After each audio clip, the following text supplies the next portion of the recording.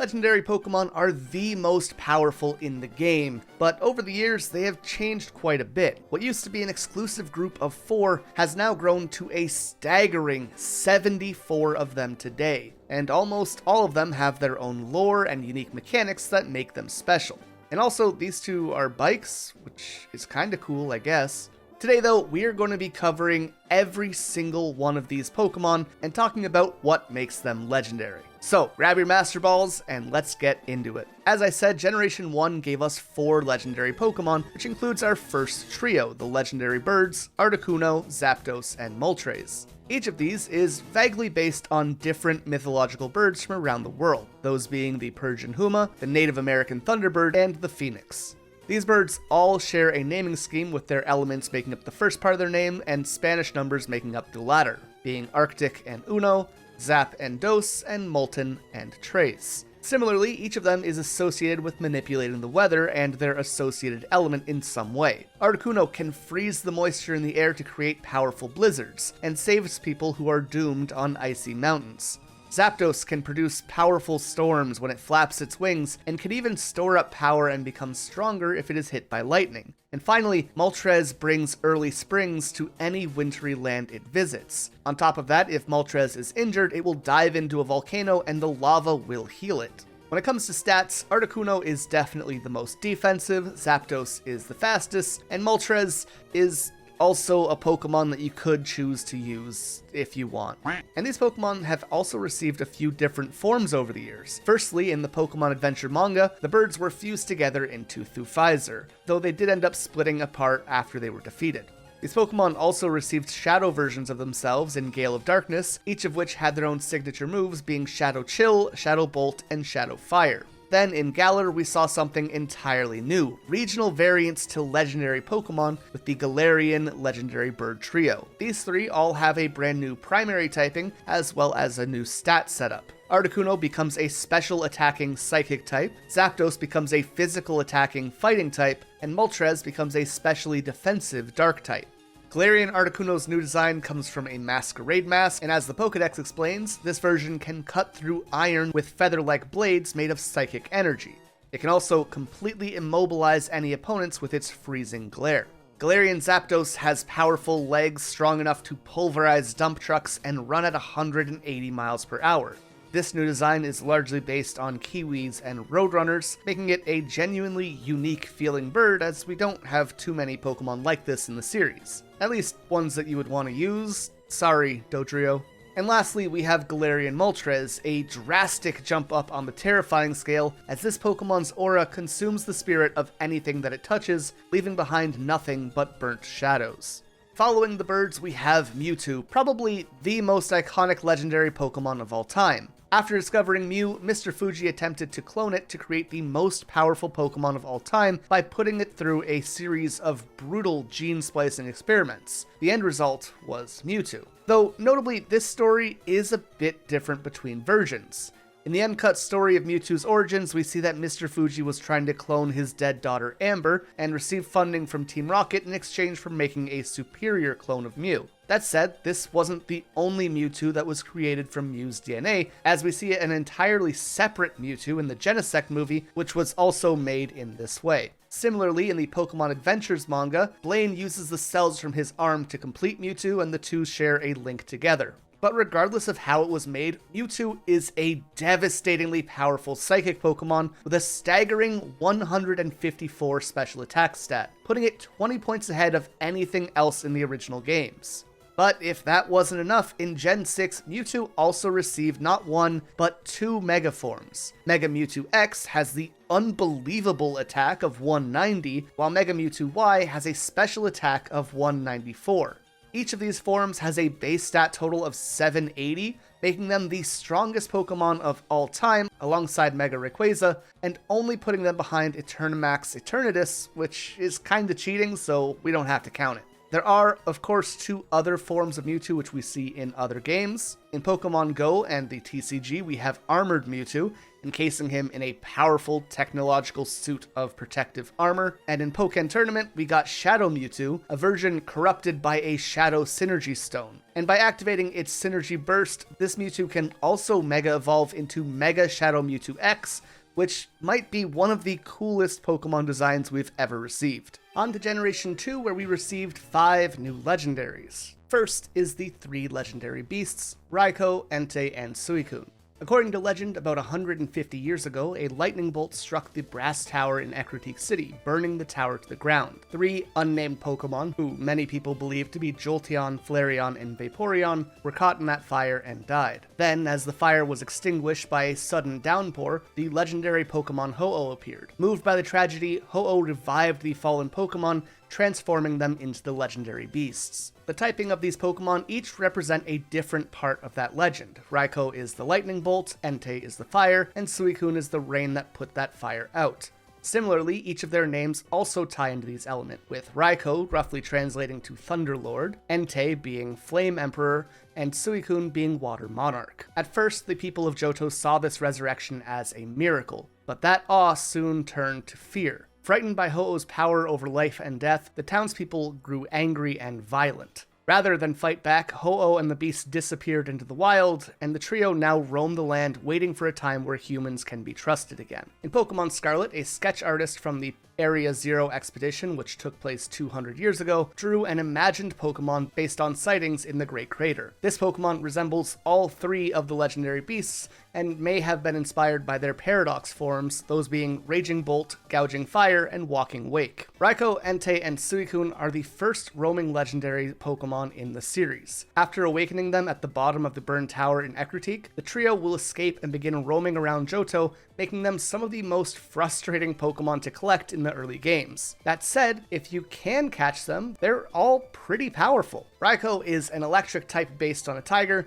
that is capable of creating powerful lightning bolts from the storm cloud on its back, while its roars produce shockwaves that rip through the air and shake the ground. It is the fastest of the beasts, fitting for the Pokemon said to embody the speed of lightning. Unfortunately, despite Raikou making several appearances through the anime and manga, it's never been the focus of anything in the way that the other 2 have. Speaking of which, Entei, the volcano Pokemon, is a fire type said to be born from a volcano and whose roar is able to cause eruptions. While Raikou is a quick special attacker, Entei is more of a bulky physical attacker. Entei was also the primary antagonist of the 3rd movie, Spell of the Unknown, in which he acted as a young girl's guardian after she made a wish on the unknown. And finally, we have the Aurora Pokemon Suicune, who is a defensive water type based on a leopard and has the ability to purify any water that it touches. Suicune is the only legendary trio member in any game to be made the mascot of a game while its partners don't receive that treatment. Pokemon Crystal includes an entire plotline following Yusin as he tries to catch Suicune, and we get multiple encounters with the Pokemon through that game. Following the beasts, we have the tower duo of Johto, Ho-Oh, and Lugia, the counterparts who serve as mascots for Pokemon Gold and Silver. Lugia is a psychic flying type, often mistaken for a water type due to its strong connection to the ocean. It's said to hide itself away deep beneath the waves in Whirl Islands, only emerging in times of great crisis. This Pokemon is so powerful that a single flap of its wings can cause a 40-day storm, which is why it chooses to live in solitude. Despite this life of isolation, it also acts as a guardian for the legendary birds Articuno, Zapdos, and Moltres, and played a central role in Pokemon the Movie 2000, where it was called upon to calm the birds and restore balance to nature. Its counterpart, Ho-Oh, is a fire-flying type that you find on the top of the Bell Tower in Ecruteak City. This Pokemon is inspired by the Chinese Fenghuang. This Pokemon is said to bring eternal happiness to those who witness it. Ho-Oh's feathers glow in all colors of the rainbow and leaves a shimmering trail in the sky as it flies, which we saw in the first episode of the anime.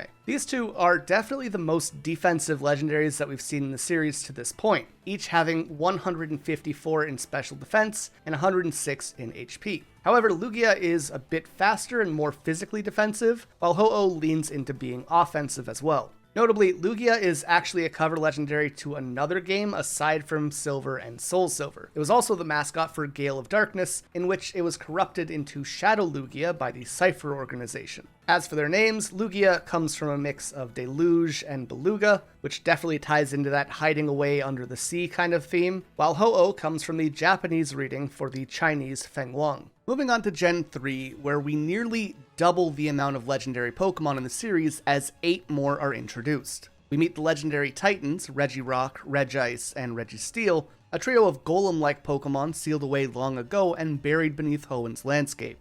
According to legend, these 3 Pokemon were created by the ancient Pokemon Regigigas, who took materials made to represent the Earth itself, rock, ice, and steel, and crafted servants out of them. Once created, the Titans were said to have possessed such immense power that the ancient people feared them and eventually sealed them away in chambers throughout Hoenn to prevent them from destroying the world. These ruins are filled with mysterious Braille inscriptions, which players in Ruby, Sapphire, and Emerald had to decode in one of the series' most elaborate and strange legendary quests ever. Each of the trio is themed around a specific material. Regirock is a pure rock type made entirely out of boulders that can rebuild his own body whenever he is damaged by attaching new rocks to the injured area. Regice is an ice type formed from an ancient ice that never melts, even in lava. This Pokemon can lower the temperature in the air to negative 328 degrees Fahrenheit, essentially cold enough to freeze and kill just about anything around it on the spot. And finally, Registeel, a steel type made of a mysterious metal that is harder than any substance known to man, which is so durable that it can't even be scratched. While none of these Pokemon have any specific animated movies, they did receive some special attention in the form of the in-game puzzle needed to find them. To do so, players needed to dive on Route 134, read a Braille inscription, and use Dig to open a door. Then, if the player has Wailord and Relicanth in specific slots in their party, and they reread the Braille, an earthquake will trigger to open the path to the Regis. But that isn't all there is to it. For Regirock, the player needs to go to the desert and find his cave. Here, another Braille inscription will tell you to make specific movements before using Rock Smash. For Regice, they need to find a cave on Route 105. Here, the Braille tells you to walk clockwise around the cave along the wall. And Registeel's cave is on Route 120, where the Braille has you walk to the center of the room and use Flash. This method is ridiculous, but if you manage to find them, you get some really unique Pokemon. Rather than being based on offensive power, each of the Regis has insane defenses. Regirock has 200 for physical defense, Regice has that in special defense, and Registeel splits the difference with 150 in each. The Regis are all based on golems from Hebrew myth. They were servants made from mud and clay in a similar way to how Regigigas made the trio. Golems traditionally have writing on their heads, which aligns with the 7 dots that make up each of the Regis' faces. As for their names, the word Regi is Latin for king, so they roughly translate to King of Rock, King of Ice, and King of Steel. Along with Gen 3's Titan trio, we also received the Eon duo, Latios and Latias. These are going to be our first version exclusives. Well, sort of. Latios appears in Ruby, while Latias appears in Sapphire, and you can technically catch the other in each version. However, to do so, you need to use an e-reader card and get the Eon ticket, which gives you access to Southern Island. So they're not exactly version exclusives, but at least in the base game they are. That said, even the version that your game does offer is pretty difficult to catch, as like the legendary beast, they are roaming legendaries. This is pretty in line with what the Pokédex tells us about them, as they are extremely elusive Pokemon. Latios is able to make other people see illusions, which it can use to escape from them. Meanwhile, Latias's fur refracts light and leaves it essentially invisible. These two are interesting for a few reasons. Firstly, they are the first gendered legendaries, with Latios only being male while Latias can only be female. And their megaforms are almost entirely identical, with the exception of their irises and their wingtips. In terms of stats, these Pokemon are more in line with the legendary birds and beasts. They don't have any specific stat that marks them as uniquely powerful, however they are very well rounded. These Pokemon have exactly the same stats across the board, however their physical and special stats are mirrored, in general making Latias more defensive and Latios more offensive. What makes them a bit more interesting though is that they are defensive Pokemon with high speed stats, which is not something you see all that often. That said, this high speed stat is in line with their design concepts, as they were based on jet planes. And of course, in Omega Ruby and Alpha Sapphire, we actually get to fly around on them, so that's kinda cool. As for their animated appearances, these Pokemon share the featured spot in the 4th movie, Pokemon Heroes Latios and Latias. However, surprisingly, they're more likely known for their role in the Diamond and Pearl animated series, where Tobias uses a Latios after a Darkrai during the Lily of the Valley conference, an absolute Game Shark abuser of a man. And that brings us to the final legendaries in Generation 3, the super ancient Pokemon, Kyogre, Groudon, and Rayquaza. These are the mascot Pokemons for Sapphire, Ruby, and Emerald respectively. Their story is passed down by the Draconid people, who recorded their histories in murals found at Skypillar. Kyogre and Groudon were powerful Pokemon, with Kyogre being capable of creating devastating storms that would flood the land, and Groudon being able to intensify the sun's heat and dry up the sea. When Kyogre and Groudon eventually crossed paths, a cataclysmic battle broke out, until Rayquaza stepped in, descending from the sky, and brought the conflict to an end, forcing both titans into a long slumber in their hidden caverns. But roughly 2,000 years ago, the world surged with natural energy. Once again, this empowered Kyogre and Groudon into their primal forms. Their battles shaped the Hoenn region and caused devastating natural disasters, till Rayquaza returned and ended their rampage to restore balance just as he had in the past. 1,000 years later, a meteor crashed into the planet, forming Sootopolis City, and this released energy that awakened Kyogre and Groudon, causing them to battle once more. This time, they fought for 20 days straight. In desperation, humans remembered the ancient legend of Rayquaza and wished for it to return. Their prayers, combined with a powerful meteorite, allowed Rayquaza to Mega Evolve for the first time. With its enhanced power, it calmed the raging titans, who returned to sleep and were stripped of their primal form. In honor of Rayquaza's role in saving the world, the Draconid people built Skypillar to preserve the trio's history and to prepare for future threats. On top of this, to help control Groudon and Kyogre without Rayquaza's intervention, the Red Orb and Blue Orb were created to contain their power if they ever awoke again. And this is where the plot of the Gen 3 games come in, as Team Aqua and Team Magma set out to awaken these Pokemon and change Hoenn's geography. Fitting this legend, Kyogre is a water type with the ability Drizzle, which causes rain, while in its primal form, it has an empowered version, Primordial Sea. Similarly, Groudon is a ground type who activates Sunny Day through Drought, and Desolate Land in his primal form. Notably, when it enters its primal form, Groudon also receives the fire typing. As for Rayquaza, this is a dragon flying type that can negate the weather through its ability Airlock, obviously very fitting to the story. Meanwhile, its mega form has an upgraded version called Delta Stream, which negates the weaknesses of flying types. Kyogre has special stats of 140 and 150, while Groudon has those stats on the physical side. And when these get boosted through their abilities,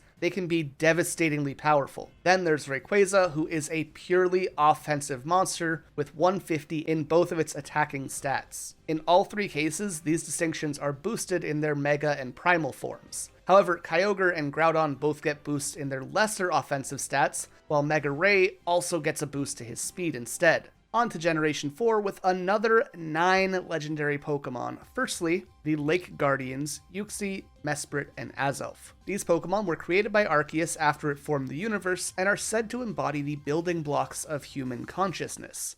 Uxie represents knowledge and is said to have the ability to wipe a person's memory just by opening its eyes. Mesprit represents emotion and teaches humanity sorrow, pain, and joy. It also has the power to scramble the emotions of anyone who disrespects it. And Azelf represents willpower. It's believed to keep the world in balance through the strength of spirit, and is said to have granted humanity determination and resolve. These three Pokemon are found deep within Lake Acuity, Verity, and Valor in the Sinnoh region. In the events of the Gen 4 games, Team Galactic captures all three Lake Guardians to harness their power in creating the Red Chain, an artifact used to summon and contain Dialga and Palkia. In battle, they each have different strength. Uxie has high defense and special defense, Mesprit is balanced across the board, and Azelf is fast and hits hard with a high attack and special attack. While unassuming, this trio is kind of unique for a few reasons, but mostly it's in their redundancy. They are the only trio to all be the exact same type. They all have the same ability. They all look almost exactly the same. And while most legendary duos or trios will share similar learn set levels, I mean, look at these three. They have almost exactly the same learn set at the same levels. Of the 14 moves that they get through leveling up, 9 of them are exactly the same, while the ones which aren't are extremely similar. At level 14, they each learn a move which keeps them safe for one attack: Endure, Protect, and Detect. At 42, they get moves which adjust stats: Amnesia, Charm, and Nasty Plot. At 56, they get sound-based moves,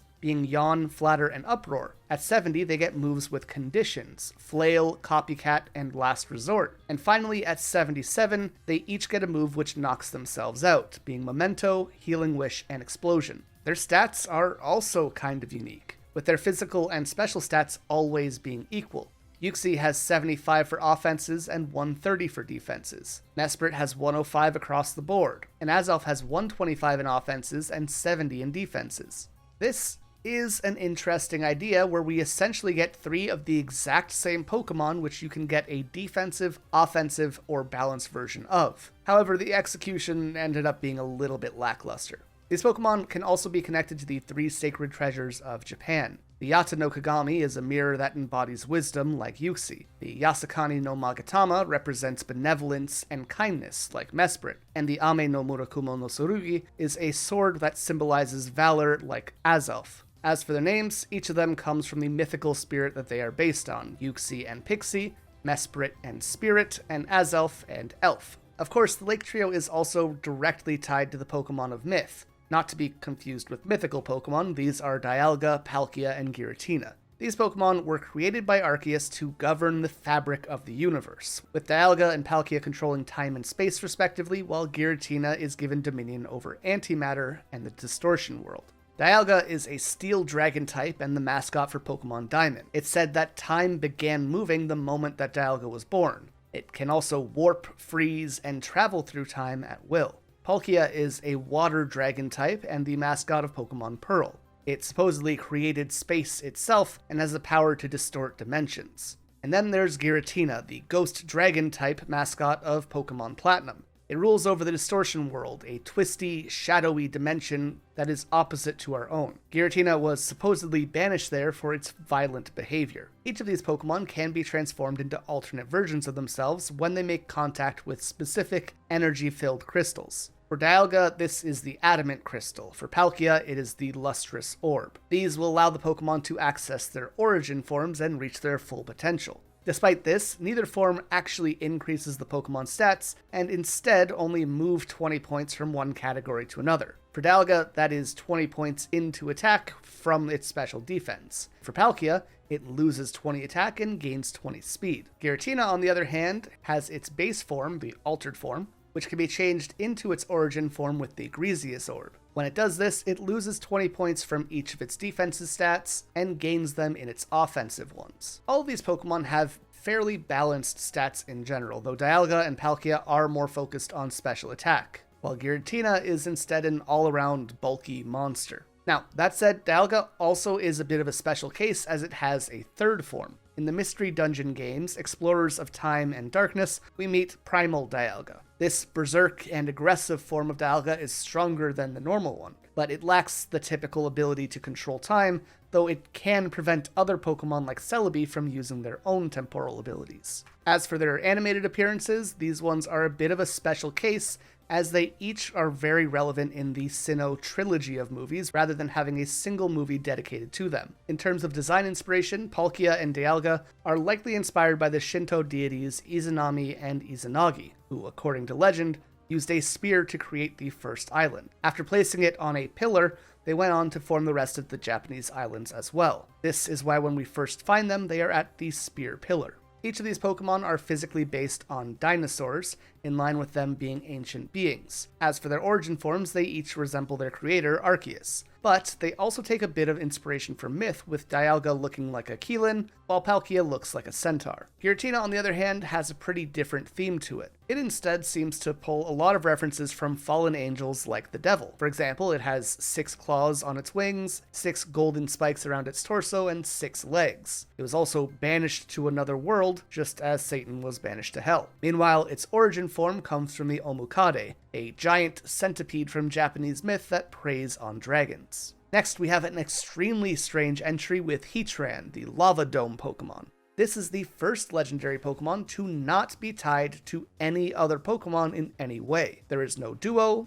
no trio, and it's not a clone like Mewtwo was. Heatran is a fire and steel type that lives inside volcanic caves like Stark Mountain in the Sinnoh region. According to legend, it was born from the magma that formed the world, and its body is partially made of molten metal. That said, this is also the first legendary to not really have any greater story behind it. However, we could tie it into Sinnoh's creation myths as well. While Arceus, Dialga, Palkia, and Giratina created the universe, and the Lake Guardians gave us the basis for humanity, Heatran being a living molten core could also be seen as the formation of the Earth. Once the planet was established, though, we needed a Pokemon to pull it into place, and that's our next Pokemon, Regigigas. Regigigas is the master of the legendary titans from Gen 3. According to Sinnoh myth, Regigigas is the Pokemon that created Regirock, Regice, and Registeel, shaping them from stone, ice, and metal before assigning them to guard distant regions. Meanwhile, Regigigas itself is said to have pulled the continents into place with a rope. This is something that was likely pulled from Omitsunu, a Japanese demigod who cut off chunks of land and pulled them into the Izumo province. You find Regigigas sealed away in Snowpoint Temple, however, like Heatran, this Pokemon is extremely strange. While it is technically available, to access it, you will need to have all three of the other Regis from Gen 3, making Regigigas the first legendary Pokemon that requires cross-generational trade to catch. Regigigas is a normal type which, on paper, should be one of the strongest Pokemon in the series. It's incredibly bulky with HP, defense, and special defense of 110. It's pretty fast with 100 points in speed, and it has the ridiculous attack stat of 160. The only stat that isn't super high is its special attack, which it isn't using anyways, making it an extremely optimized Pokemon overall. Or it would be if it didn't have one of the worst abilities in the game, Slow Start. This is exclusive to this Pokemon and halves its attack and speed for the first 5 turns of battle, effectively making it useless unless you're using some crazy gimmick. Like the other titans, Regigigas is based on golems, though its appearance is more similar to the Greek Blemius, a headless body with a face on its chest, whose name I definitely butchered. On top of that, its body also has a reference to the other Regis that it created, with red, blue, and gray gems on its chest that represent Regirock, Regice, and Registeel respectively. As for its name, Regigigas roughly translates to King of Giants. And our last Gen 4 legendary Pokemon is the lunar Pokemon Cresselia. Cresselia is the counterpart to Darkrai. It is known to bring happy and peaceful dreams to those it watches over, and leaves behind shimmering feathers called lunar wings, which can cure nightmares. In Pokemon Platinum, one of these feathers is used to help a boy in Canalave City who has been trapped in one of Darkrai's endless bad dreams. After encountering her on Full Moon Island, Cresselia begins roaming Sinnoh. However, she is definitely worth the chase. It is an incredibly strong Pokemon. In fact, she is so powerful that in Gen 9, it actually got a stat nerf, losing 10 points in both of its defenses, and I believe being the only legendary to get a stat nerf, with the exception of the Treasures of Ruin in Gen 9 itself. Moving into Generation 5, where we get another 9 legendary Pokemon. Our first trio of legendary Pokemon are the Swords of Justice, which are inspired by the Three Musketeers. These are Cobalion, Terrakion, and Virizion. According to Unovan legend, the Swords of Justice rose up to protect Pokemon from a human war. During the battle, a massive forest fire broke out in the Moor of Icarus and endangered all of the wild Pokemon that lived there. Trapped by the smoke and flames, it looked like there was no escape until the Swords of Justice arrived. Terrakion reshaped the land to create an escape route, Virizion used its speed to shield Pokemon from the embers, and Cobalion, the leader, led them to safety. After the forest destruction, the trio found a young Pokemon named Keldeo, which had been left behind in the ashes. They took it in and trained it, and eventually the young Pokemon even surpassed them. This is essentially what we see in the Kyurem versus the Swords of Justice movie, where the trio trains Keldeo before it takes on Kyurem. In Pokemon Violet, it's mentioned that a sketch artist from Area Zero's expedition imagined a creature based on the trio. These sketches resembled the Paradox Pokemon Iron Leaves, Iron Boulder, and Iron Crown, which are believed to be futuristic versions of the Swords of Justice. The Iron Will Pokemon Cobalion is a quick and defensive steel fighting type, representing the ability to think quickly and keep others safe. The Cavern Pokemon Terrakion has high speed and physical attack, allowing it to charge ahead and open a path for others. And finally, the Grassland Pokemon Virizion is a grass fighting type with high special defense, which it uses to protect Pokemon from flames. As for their names, they come from a combination of Cobalt, Terra, and Viridian mixed with Champion. Next up are the forces of nature, Tornadus, Thundurus, and Landorus, a trio of Unovan legendaries that are basically Pokemon's version of storm gods. This group is all inspired by the Shinto kami. The Cyclone Pokemon Tornadus is a flying type based on the god of wind, Fujin. The Bolt Strike Pokemon Thundurus is an electric flying type based on the god of thunder, Raijin. And the Abundance Pokemon, Landorus, is a ground-flying Pokemon, which is inspired by the Inari, a fertility and agriculture deity. Together, they represent the power of the sky and how it shapes and nourishes the earth. According to folklore told at the Abundant Shrine, Tornadus and Thundurus would constantly clash with each other, firing off devastating winds and bursts of lightning. Their battles caused so much damage that Landorus had to step in and punish them both for their recklessness. With his help, balance was restored and their rampage came to a close. The grateful people built a shrine to Landorus, honoring him as the protector of the land. Since then, Tornadus and Thundurus have avoided each other to escape his wrath, which is why we find them as roaming legendaries. All three Pokemon debuted in Black and White in their incarnate forms, where they looked like floating genies riding storm clouds. But in Black and White 2, they gained access to their Therian forms, which they can achieve using the Reveal Glass. These alternate forms shift their stats and designs. Tornadus becomes a much faster bird-like creature, Thundurus becomes slower but much stronger as it takes on a more dragonic-looking form, and the same can be said for Landorus as he turns into his more tiger-like form. Unlike Dialga, Palkia, and Giratina, who clearly show us which are their original forms, it is unclear which of these forms are the true forms of the forces of nature, but what we do know is from Legends Arceus, where we are told that they are able to simply change shape depending on their environment at will. While all these Pokemon have been fairly powerful through the series, two of them stand out as being particularly special. Tornadus was the first pure flying type Pokemon, which is pretty interesting considering we are nearly 650 in at this point. And Landorus is arguably one of the strongest Pokemon ever when it comes to competitive viability, thanks to a combination of incredible typing, the Intimidate ability, high speed, high physical attack, and the ability to pivot with U-turn. Finally, this group is also connected to the mythical Pokemon Meloetta, as she is able to summon and control them through the Reveal Glass. Next is the Dow trio, Reshiram, Zekrom, and Kyurem. Reshiram and Zekrom are the mascots of Black and White, while Kyurem takes center stage in Black and White 2, though instead of his normal form being the focus, we see Black Kyurem and White Kyurem respectively. This trio is built around the philosophical ideas of yin and yang, complementary but opposing forces, with Kyurem representing Wuji, the void between these forces. Reshiram and Zekrom were once a single powerful dragon that helped two brothers found the region's very first nation. However, the brothers had different values which created a rift between them. One believed that seeking truth was the only thing that mattered, while the other held ideals above everything else. This division split their great dragon in two. Reshiram sided with the brother who sought truth, and Zekrom backed the one who followed ideals. The two Pokemon were evenly matched and refused to destroy each other, leading the brothers to declare a truce in the end. Unfortunately, though, the next generation didn't keep that peace. The brothers' sons reignited the war, and Reshiram and Zekrom devastated the region with their power before vanishing. In Black and White, the player is drawn into this ancient legend, with N summoning either Zekrom or Reshiram at Dragon Spiral Tower to create his version of a perfect world. You are then tasked with awakening the opposite dragon from the Dust Stone or Light Stone to stop him, essentially reenacting the original legend in the process.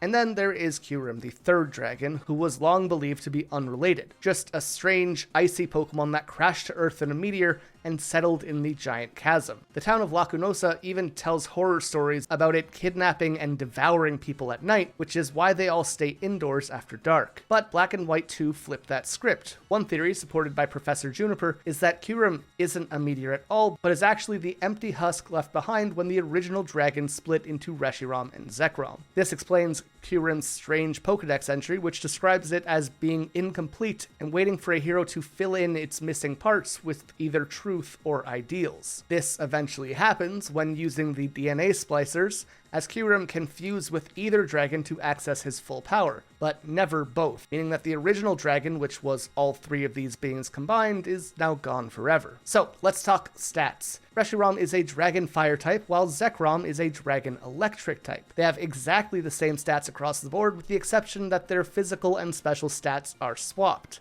So, Reshiram is an insanely powerful special attacker, while Zekrom focuses on physical attack. As we move on to Kyurem, we get a pretty interesting shift though, as for the first time, the third legendary has lower stats than the other two. That said, it makes total sense because of the lore. Kyurem is a dragon ice type that is more frail than the others, and splits the difference in their offenses, giving him 130 in both rather than 150 in either. That said, he is a little bit faster, which can make up for this. Of course, this deficit is reversed as we get into his fused forms. These are basically hyper-offensive versions of Zekrom and Reshiram, giving up defenses in exchange for bringing their relevant attacking stat to 170. Generation 6 has the smallest pool of Pokemon, and as a result, the smallest pool of legendaries in the series. This is the Aura Trio, and they are the only legendaries that Gen 6 has to offer. They are Xerneas, Yveltal, and Zygarde, three legendaries that represent life, death, and balance. Xerneas is the life Pokemon, a fairy type said to grant eternal life. Yveltal, the destruction Pokemon, is a dark flying type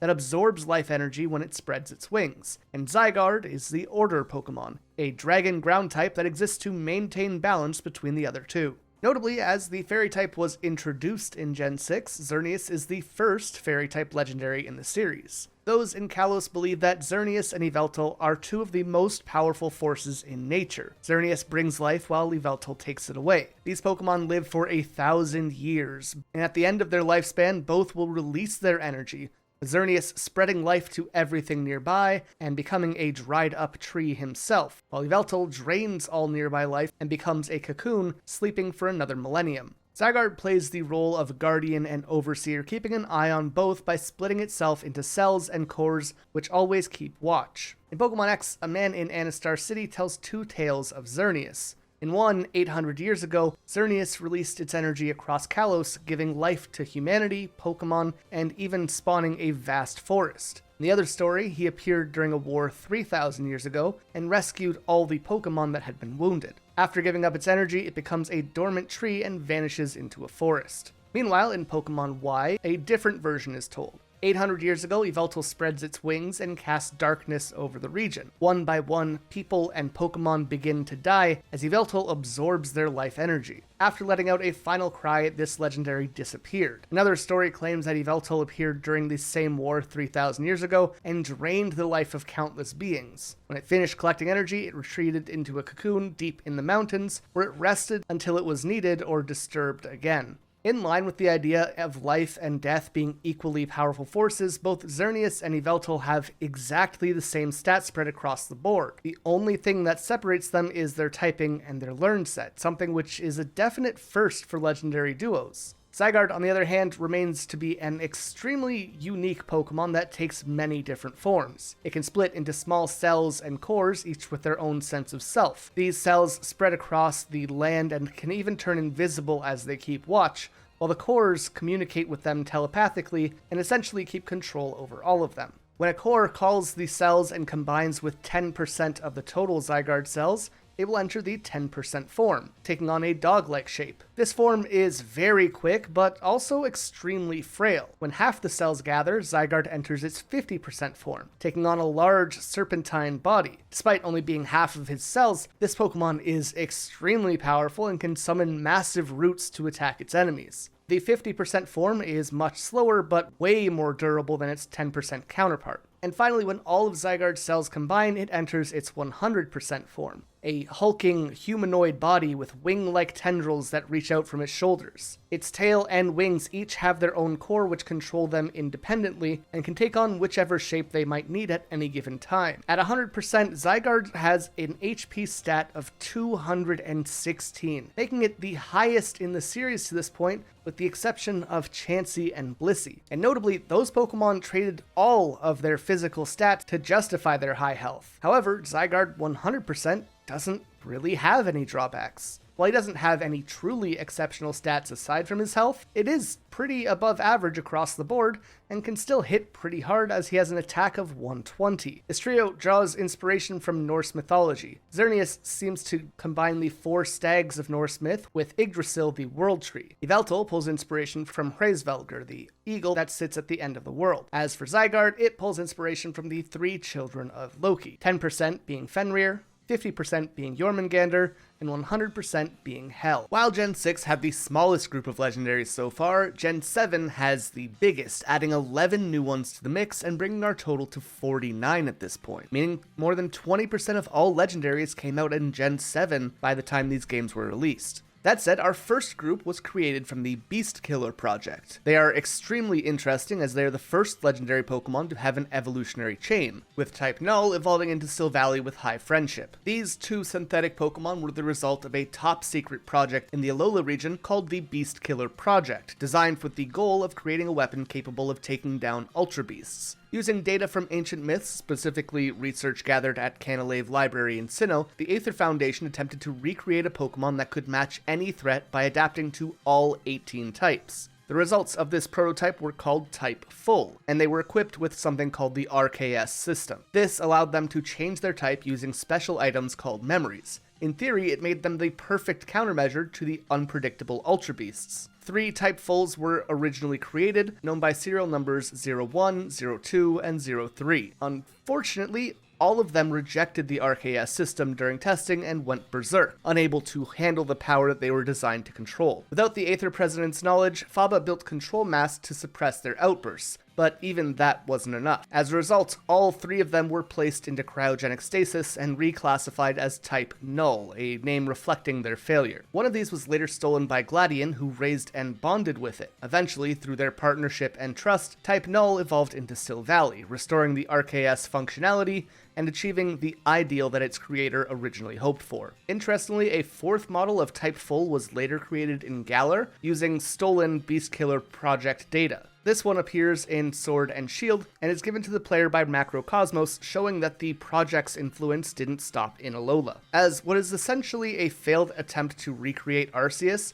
Type Null nearly shares its mythical Pokemon trait of having the same stat across the board, though the mask it wears severely slows it down. Once that mask is removed, when the Pokemon fully evolves into Silvally, all of its stats balance out at 95. These Pokemon seem to be based off of chimeras or griffins, a mishmash of different animal parts meant to represent its intended purpose of using any type. Type Null's helmet also has a ring around it, which looks like the one around Arceus. On to our first quartet, or at least the first one where none of the Pokemon are above the others. The Guardian Deities, or Land Spirit Pokemon. These are Tapu Koko, Tapu Lele, Tapu Bulu, and Tapu Fini. The Tapu are the guardian deities of Alola, each watching over one of the 4 main islands. They are ancient, powerful Pokemon tied deeply to the culture and legends of the region. Tapu Koko protects Melee Island and resides in the ruins of Conflict, the place where life is tested. Tapu Lele guards Akala Island, watching over the ruins of life, where life is born.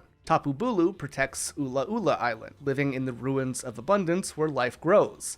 And Tapu Fini watches over Pony Island, from the ruins of hope where life ends. These ruins are more than just battlegrounds, they symbolize the journey of life from beginning to end. Throughout the region, offerings to the Tapu are made at shrines, throughout festivals, and even by participating in island challenges, which were originally established in their honor. Despite their roles as protectors, the Tapu are known to be volatile. According to Olivia, normal Pokemon usually avoid them unless they're strong enough to handle a fight. The Guardians have fought off invaders, battled Ultra Beasts, and even turned on humanity when their land was threatened. This was most notable when Tapu Bulu destroyed Tapu Village after humans tried to modernize it. The destroyed village later became home to a trial site guarded by a totem Pokemon, one of the Tapu's chosen defenders. The Tapus were once also involved in a much bigger battle. According to the book The Light of Alola, a Solgaleo or Lunala once emerged from a Ultra Wormhole and defeated the 4 Tapus in battle. Impressed by their efforts, the legendary Pokemon gifted them with Tapunium Z and left Cosmog in their care, trusting them to protect the young Pokemon until it evolved. Another tale tells of a Pillager of Light that once stole all the light in Alola. The Tapu fought back at what would become Tapu Village, village, using Z-Power and the help of a young trainer to defeat the invader and restore the region's light. This battle is said to have inspired the island challenge itself. Despite their different personalities and roles, the 4 Tapu share several key traits. All of them are dual type, with Fairy being their second typing, and they each belong to the same category of Pokemon, the Land Spirit Pokemon.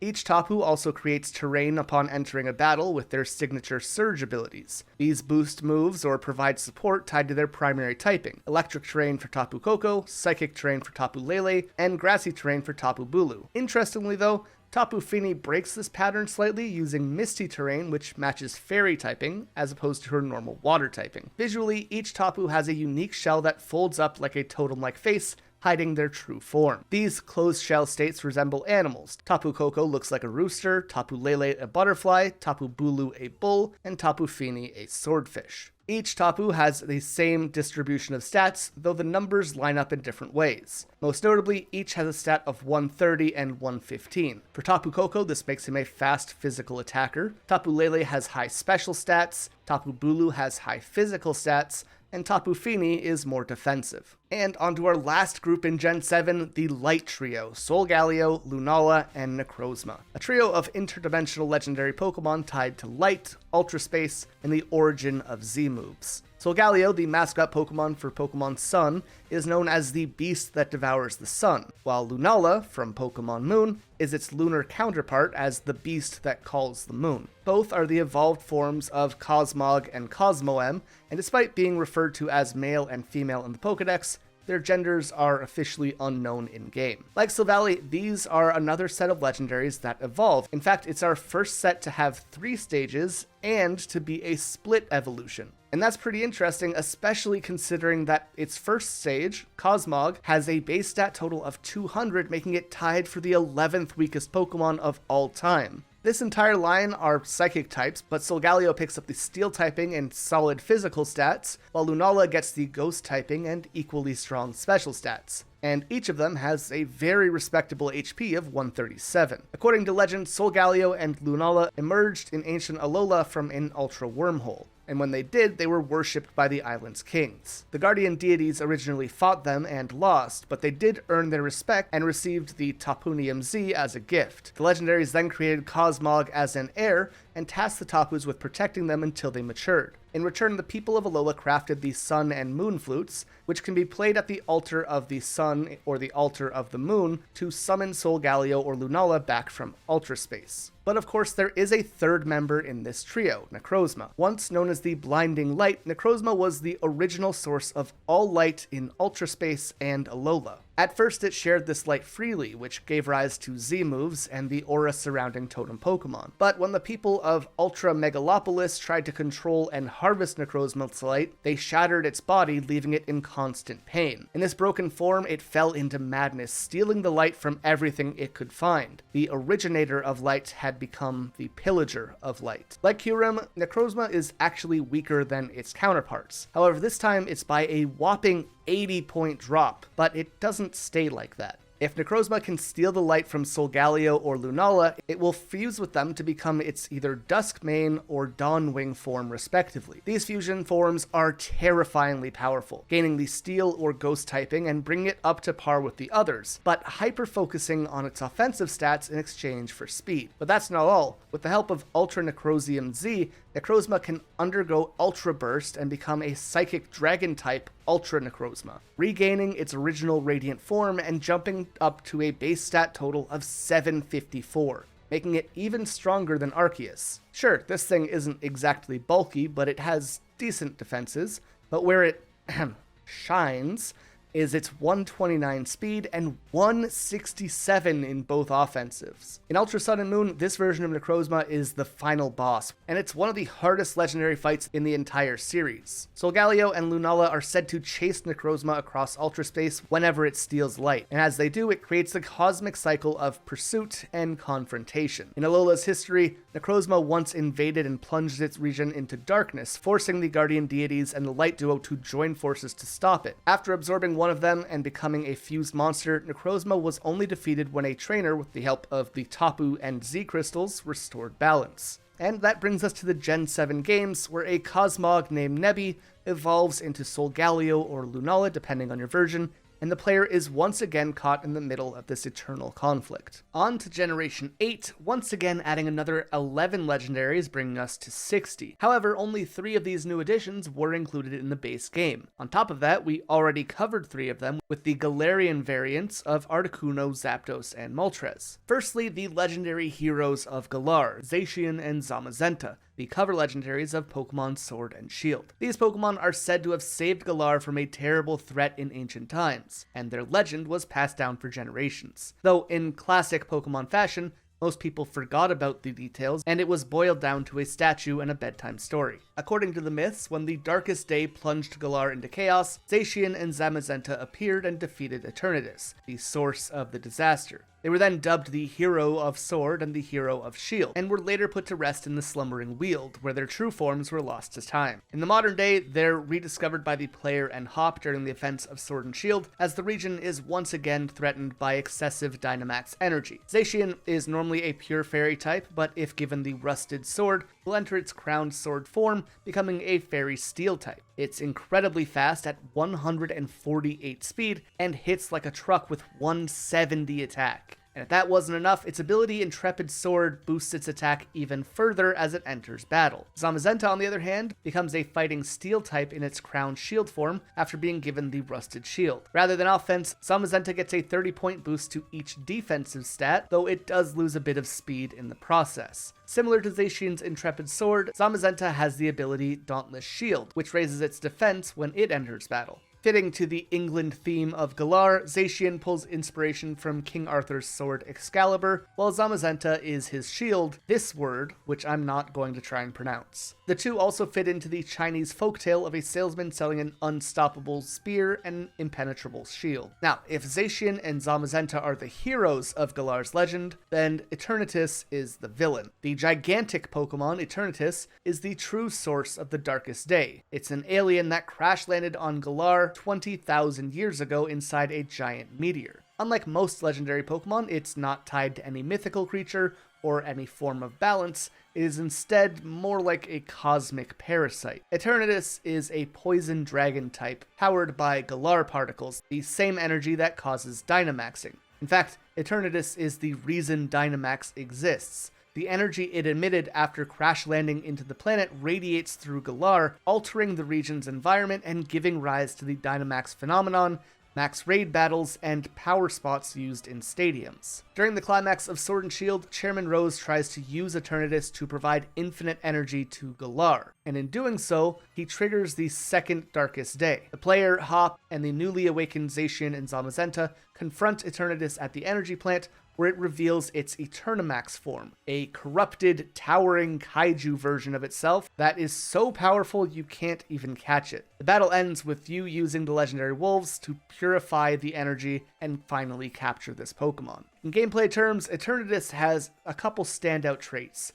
Firstly, it has a signature move called Dynamax Cannon, which deals double damage to Dynamaxed Pokemon, making it the ultimate weapon against anyone who uses the power that it supplies. On top of that, with a base stat total of 690, Eternatus is the second highest stat in the game for a base form Pokemon, only behind Arceus and enhanced Pokemon like Mega or Fused forms. However, Eternatus has another form as well, Eternamax, a form which boosts it to the insane total of 1125. That is 255 in attack, literally the highest number possible, 250 in defense, 130 in speed, 125 in special attack, and 115 in attack. A genuine final boss stat line, which would be totally unfair to use in battle, and is probably why we can't use it ourselves. Next up, we have some DLC legendaries. Kubfu and its evolved form, Urshifu. This legendary line was introduced in the Isle of Armor DLC, which was the first expansion for Pokemon Sword and Shield. Now, coming from interdimensional monsters, ancient heroes, and apocalyptic aliens, these guys are much more grounded. They are just martial artists. Kubfu is a small, scrappy fighting type Pokemon who trains under Master Mustard's guidance. This Pokemon is small and unassuming, however, it has massive potential. After bonding with Kubfu, you challenge one of the two towers, the Tower of Darkness or the Tower of Water. The one you complete will allow Kubfu to learn their respective scroll and cause it to evolve. If you learn from the Scroll of Darkness, Kubfu evolves into Single Strike style Urshifu, a fighting dark type focused on landing devastating singular hits. Or, if it learns from the Scroll of Waters,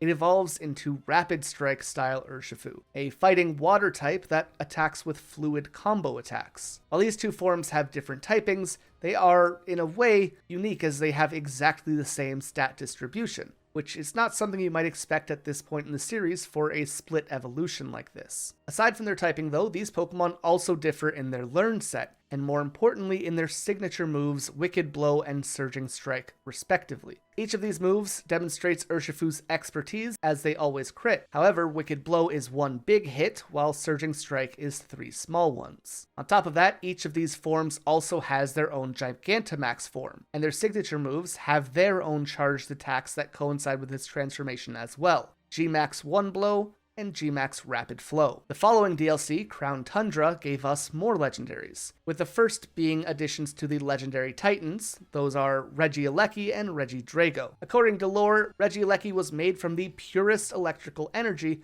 and is considered to be the fastest Pokemon on record, with a speed stat of 200. For reference, the last time we had Pokemon even close to this was Gen 3, with Deoxys Speed and Ninjask having 180 and 160 respectively. Regidrago, on the other hand, is much slower but much tankier. It was formed with crystallized dragon energy, and according to legend, the ancient people of Galar were so afraid of these Pokemon that they had to seal them away. While Regieleki has incredible speed, Regidrago has equivalent HP, and while its attack stats are decent, its defenses are abysmal at 50 each. To access these new titans, you head to the Split Decision Ruins in the Crown Tundra, and unlike the originals, you can choose only one, either Regieleki or Regidrago. Thematically, Regieleki and Regidrago feel more like modern successors to the original Titans, but while the first entries were elemental building blocks, these two represent raw, unstable energy. And wrapping up the Gen 8 legends, we have Calyrex, the King of Bountiful Harvests,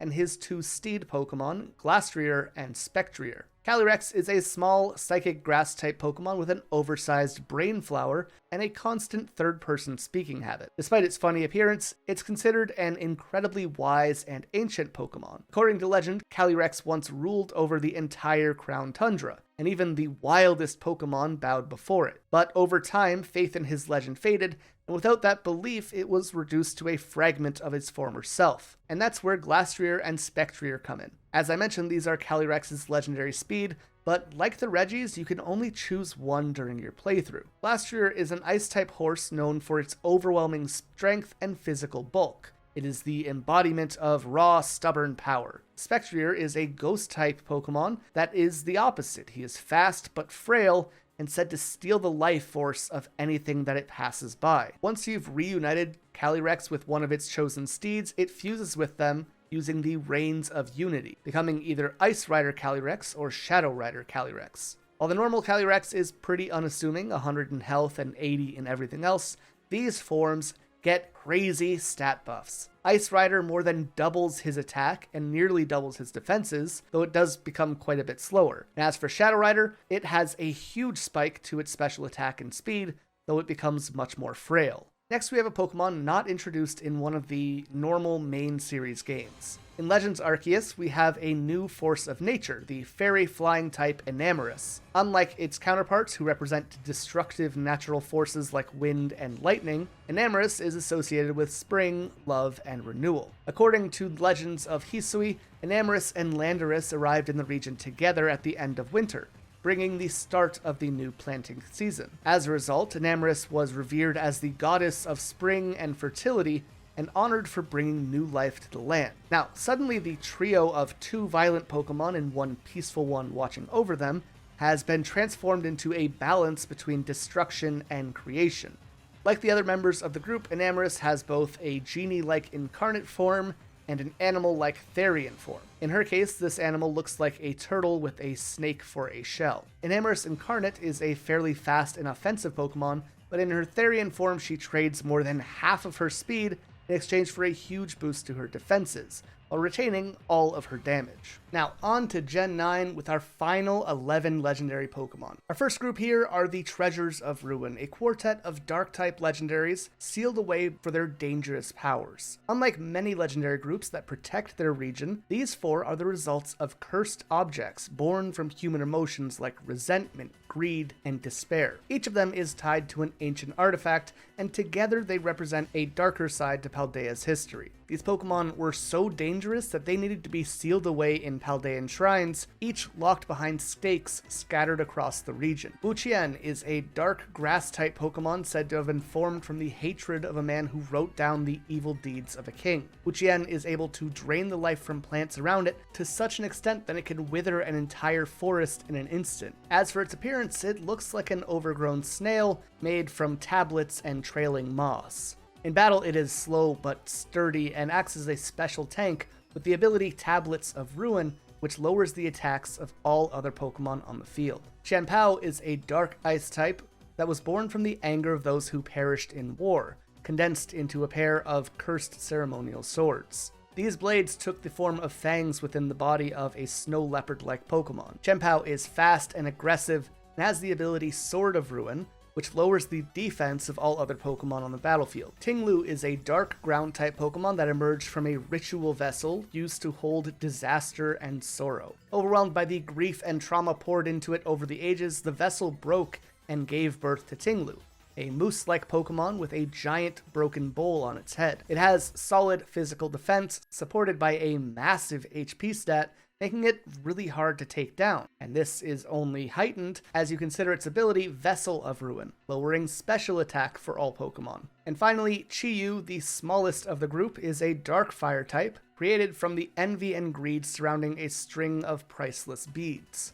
Over time, that obsession transformed into a living being, a goldfish of molten hatred and burning jewels. Its ability, Beads of Ruin, lowers the special defense of all Pokemon on the field. As for the covered legendaries of Scarlet and Violet, we have the Paradox duo, Koraidon and Miraidon. Koraidon is a fighting dragon-type Pokemon said to come from the ancient past, a prehistoric version of Cyclizard with a rugged, tribal theme to its design. Miraidon, on the other hand, is an electric dragon type that is the future counterpart. It is sleek, metallic, and has a jet-like sci-fi aesthetic to it. Both Pokemon are initially found weakened and unable to fight, and they spend most of the game as your companion, learning, growing, and regaining their strength. This makes them unique among box legendaries, as rather than meeting them as late-game boss battles, they become integral parts of how the player navigates Paldea. Mechanically, both Pokemon are Dragon-type rideable legendaries with high stats and exclusive abilities. Koraidon's Orichalcum Plus summons Harsh Sunlight that boosts its attack in battle, while Miraidon's Hydron Engine activates electric terrain and raises its speed. Along those lines, their stats also reflects this difference, Koraidon and Miraidon having mirrored physical and special stats. Then we have the DLC Pokemon. Firstly, the Loyal Three, Okidogi, Munkidori, and Pheasantipede. These are central figures in the folklore of Kitakami, known throughout the region as heroic protectors who once gave their lives to defend the people from a monstrous ogre. Statues were erected in their honor, festivals were thrown in their memory, and masks bearing their likeness became a part of the region's most treasured traditions. But as the truth slowly unfolds in the Teal Mask, the story gets a bit more complex. According to the ancient records, Okidogi, Munkidori, and Pheasantipede weren't born heroes. They were once ordinary Pokemon, which each had their own flaws. Okidogi was small and weak, Munkidori was dull and clumsy, and Pheasantipede was short and had unimpressive feathers. This all changed the day they met Pecharunt, a mythical Pokemon who used magical binding mochi and enchanted chains to grant them strength, cleverness, and beauty. However, this also bound these Pokemon to Pecharunt's will. No longer ordinary, the trio became Pecharunt's retainers, tasked with fulfilling its mission to retrieve 4 legendary masks from Kitakami. Eventually, they reached Kitakami and discovered that a man and an ogre were gaining fame thanks to the possession of these 4 masks. Using Munkidori's cunning, the trio located the man's home. While the man and the ogre were away, Okidogi and Pheasantipede infiltrated their cave and stole 3 of his masks: the Wellspring Mask, the Hearthflame Mask, and the Cornerstone Mask. The 4th, the Teal Mask, remained with the man, who returned mid-theft and was gravely injured in the event. When the ogre returned to find the cave destroyed and its companion missing, it put on the teal mask and set out in search of the thieves. Found the trio and Pecharunt displaying their stolen treasures in the village square. In a rage, the ogre defeated the trio and then fought and incapacitated Pecharunt as well. But the people of Kitakami were misled by appearances and were already fearful of the ogre's form. They misunderstood the scene, believing that the trio had died defending their village from a monster's attack. And as such, they honored them as fallen heroes and dubbed them the Loyal Three. Their remains were buried and the Loyalty Plaza was built in their memory. Meanwhile, the ogre fled and was cast out by the very people it had protected. Only the village mask maker understood the truth and attempted to share that real story, but his warnings were ignored and he was labeled a heretic. Fearing for his family, he kept the truth hidden, passing it down in secret through generations. The Loyal Three are largely based on the story of Momotaro, however, it flips the roles and sets them as the villains rather than the heroes. And looking at them more directly,